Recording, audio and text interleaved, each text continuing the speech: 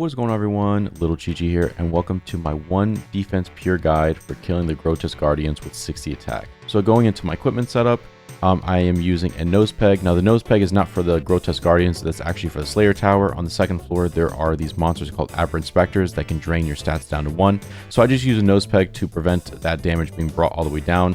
I could probably bring a Robin Hood hat, but it's not really ideal just to have another slot. I prefer a little bit extra food rather than a Robin Hood hat, so that's just my personal preference.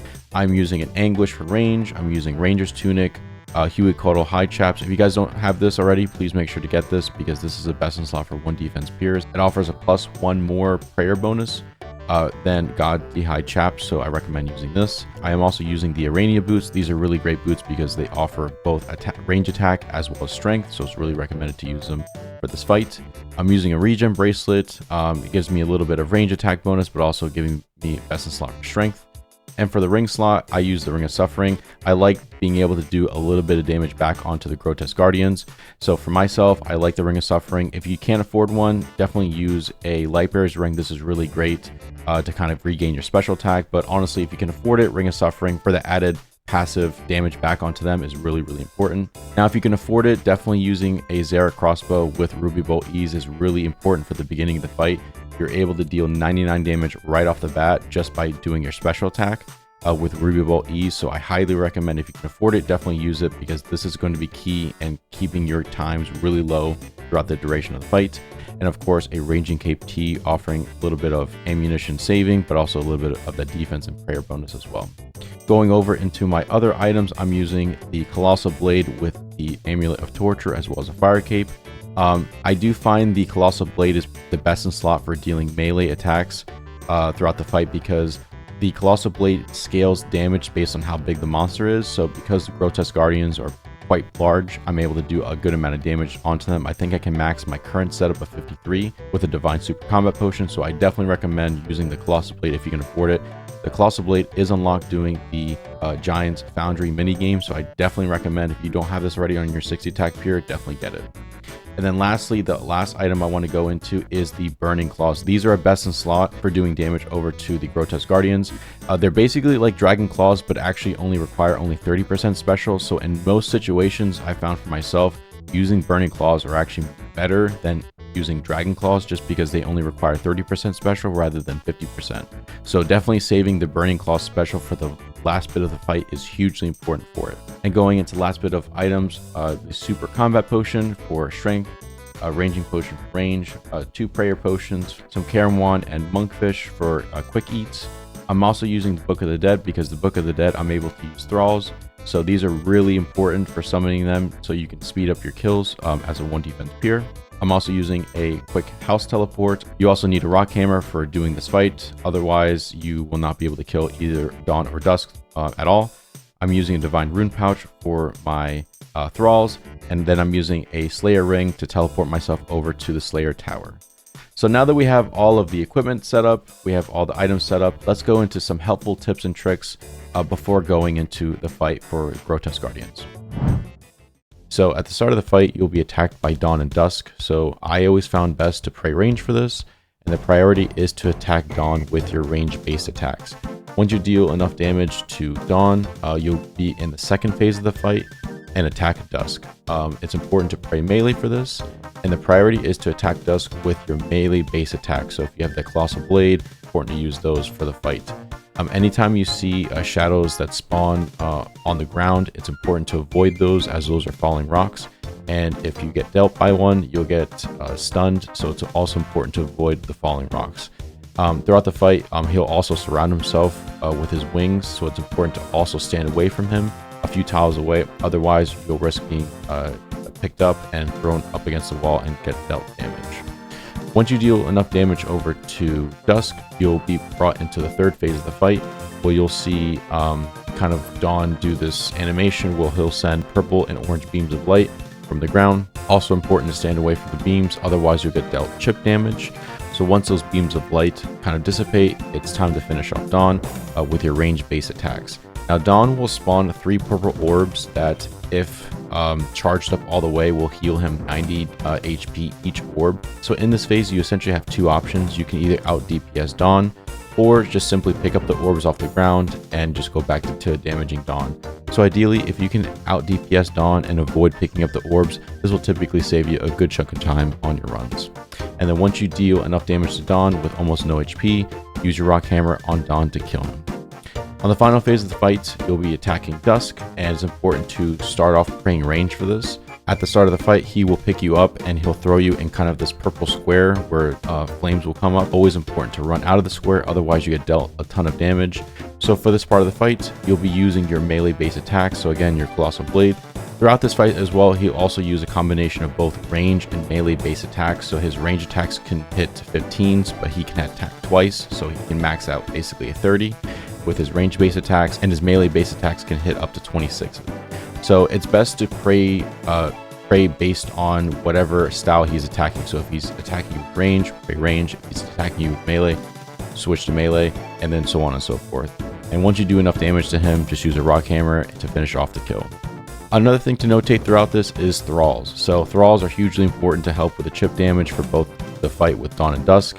It is important to use the correct thralls for each phase. Now, I've had a lot of experience killing monsters throughout Old School RuneScape, and thralls really, it doesn't really matter which thrall you used. I typically like to pick the range or the mage one because those can hit monsters from far away.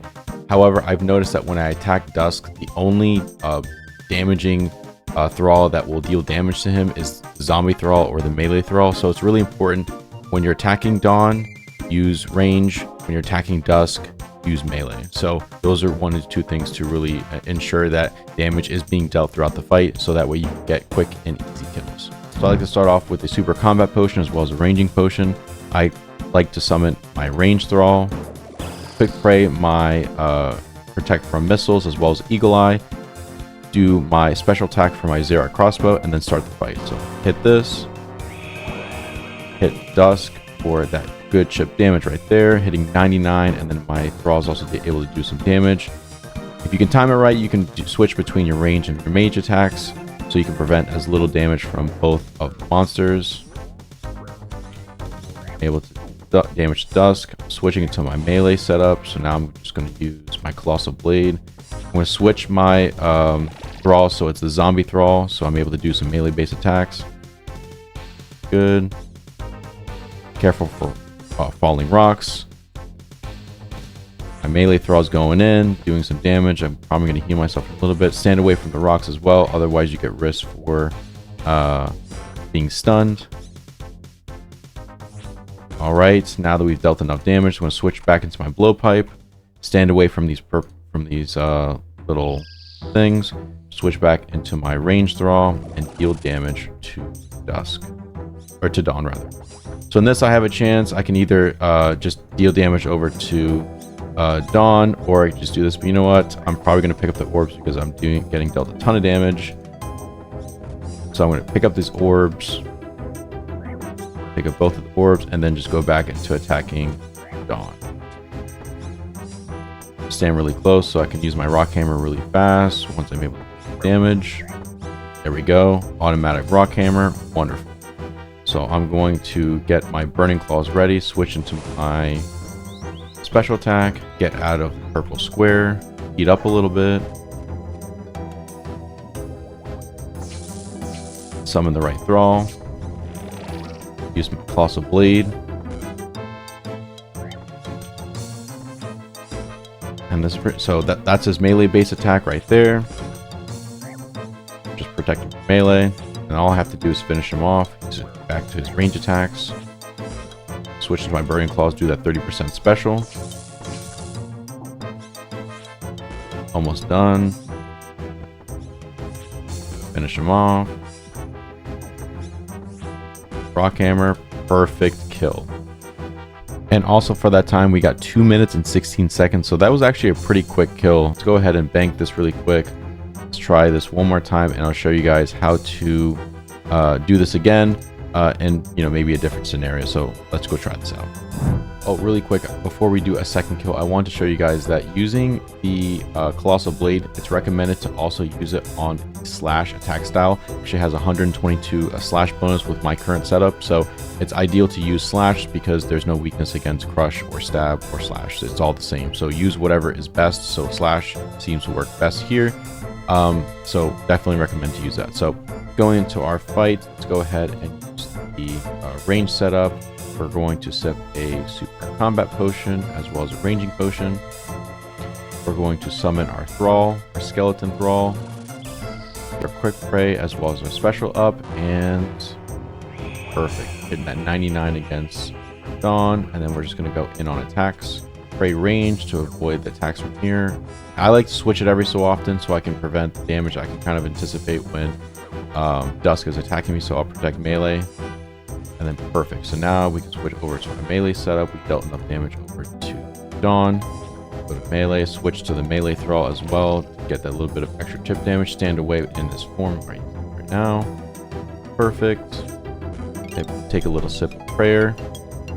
And let's get in. So once he's at half health, he'll bring back Dusk or Dawn, and we can continue the rest of the fight and range.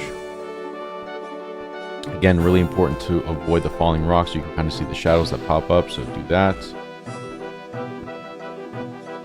Almost done. There we go. So now Dawn is back. Switch into our range setup. Stand away from the portals. Summon my range thrall. And start attacking Dusk. Now, again, I have the choice. I can out DPS, but I'm not really hitting a whole lot of good stuff, so I'm probably just going to end up picking up the orbs.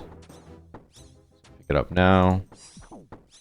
My way over, attack once. I may not get to this energy orb, so I might just mess up. We got to the top. If we didn't get to the energy orb, it's not the end of the world, but he will heal 90 HP, so it's kind of annoyance, so it's fine. So now that we're good, let's go ahead and start attacking Dusk. And let's start guessing Dusk, and we should be fine. Go, close to half health, and kabam. Switch. Keep your protect from range on. Switch into your melee. Summon your zombie thrall as well. A little bit of prayer. Oh, don't stand underneath him like I did, because just made a mistake. Yeah, if you stand underneath Dusk, he doesn't like that. He'll actually just deal a ton of damage to you. So don't do what I just did. You will get dealt a ton of damage. I'm going to switch into my Burning Claws and attack twice. Unfortunately, the burn doesn't apply over to Dusk. I wish it did, because otherwise that would be insanely great.